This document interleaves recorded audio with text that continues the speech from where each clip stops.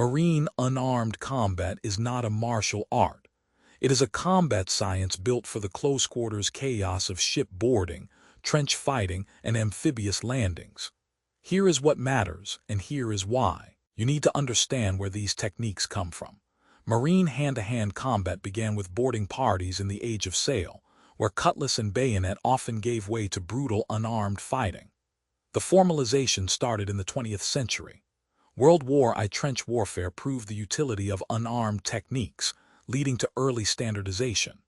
Between the wars, Colonel Anthony J. Biddle created a curriculum blending boxing, wrestling, savate, and fencing. The modern era was catalyzed by World War II. The British Fairbairn-Sykes system taught commandos a brutally efficient dirty fighting method designed for extreme stress. It prioritized gross motor skills and lethal intent. This philosophy influenced Western military thinking for decades. In 1956, Gunnery Sergeant Bill Miller built a new curriculum for the United States Marine Corps. He drew from Okinawan karate, judo, taekwondo, boxing, and jujutsu.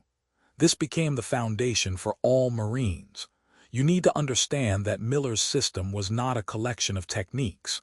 It was a framework for teachable, scalable combat. The goal was to create a universally applicable set of mechanics that any Marine could learn and apply under duress. This led to the Linear in Fighting Neural Override Engagement System, or LINE, in the early 1980s. LINE was the Corps' first standardized program. It focused on lethal force, but the military found it lacking for peacekeeping operations.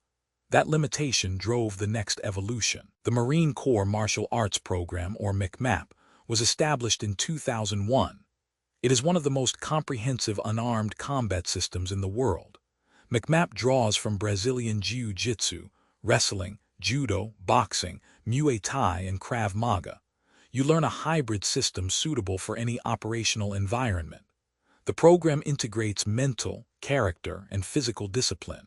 It builds what the Corps calls the ethical warrior. The structured belt system, tan, gray, green, brown, black, gives you a clear progression. You train in gear in low-light conditions, in water, and under physical duress. This simulates combat stress and builds confidence, situational awareness, and a decisive mindset. MCMAP is not about sport. It is about mission readiness. Other naval infantry forces have developed their own approaches. The British Royal Marines integrate close combat training throughout their 32-week commando course. Their display teams showcase disciplined, aggressive hand-to-hand fighting. The Fairbairn-Sykes system remains a touchstone for its pragmatic, stress-tested principles.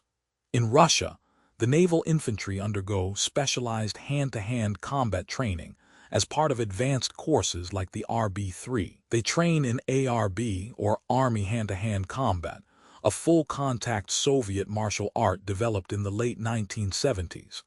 ARB blends sambo, wrestling, judo, and boxing. The training is intensely practical and mission-oriented. You see a common thread. Each system prioritizes teachable mechanics over flashy techniques. The lineage of Marine unarmed combat shows convergence. Systems from different nations borrow from each other. Fairbairn-Sykes principles appear in modern MCMAP drills. Brazilian Jiu-Jitsu ground fighting has become standard across Western forces. The key is not the origin of a technique. It is whether the technique works under stress. You need to train movements that rely on gross motor skills, not fine motor control. You need to practice in gear, in awkward positions, and with fatigue. The systems that survive are the ones that produce fighters who can act decisively. They do not rely on mystical philosophy or sport rules. They rely on mechanics that work when your adrenaline is spiking and your life is on the line. You do not learn Marine unarmed combat as a sport. You learn it to build confidence and situational awareness. The training is designed to create a decisive mindset. You practice closing distance, controlling the opponent's centerline, and delivering decisive strikes. You drill takedowns and ground fighting with the intent to neutralize the threat. You practice with a partner who resists, but you control the intensity. The goal is to ingrain the mechanics so they become automatic. When you face a real threat, you do not think, you act. That is the warrior ethos. You train until the response is hardwired. Then you add variables, low light, uneven terrain, weapon retention, to test your adaptability. This is how you prepare for the chaos of close quarters. Train the mechanics that survive under stress. Build the mindset that acts without hesitation. That is the reality of Marine unarmed combat.